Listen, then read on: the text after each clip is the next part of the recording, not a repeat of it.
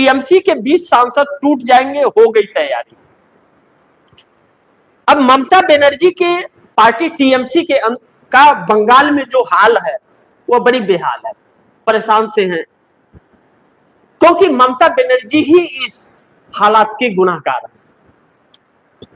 ममता बनर्जी सत्ता रहते किसी की सुनी नहीं और किसी को कुछ समझी नहीं, कांग्रेस को ठेंगे पे रखती थी, एक सीट नहीं देती थी और ना ही दिया।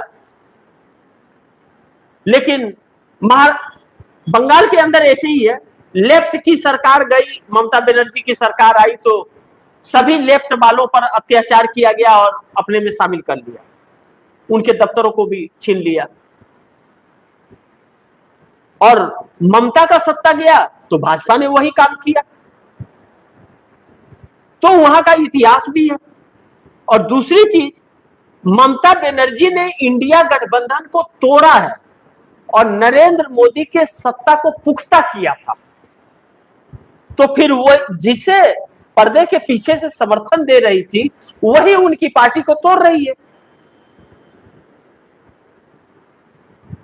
नहीं तो इंडिया गठबंधन का यह हाल न होता, ममता बनर्जी ने इंडिया गठबंधन में फूट डाल के रखा था। और ममता बनर्जी, अरविंद केजरीवाल और शरद पवार ने, इन तीनों ने मिलकर मोदी सरकार को बनाए रखने में बहुत अहम भूमिका निभाई थी, नहीं तो मोदी सरकार कब की गिर गई होती। लेकिन इन तीनों ने मोदी सरकार के सत्ता को मजबूत करने के लिए हर संभव प्रयास किया और इंडिया गठबंधन को एक नहीं रहने दिया, जिसके वजह से मोदी सत्ता रही। और इन तीनों की राजनीति को भाजपा ने खत्म कर दिया। भाजपा सिर्फ अपने सहयोगियों को ही नहीं खत्म कर रही है, भाजपा विपक्ष के भी सहयोगियों को खत्म कर रही है।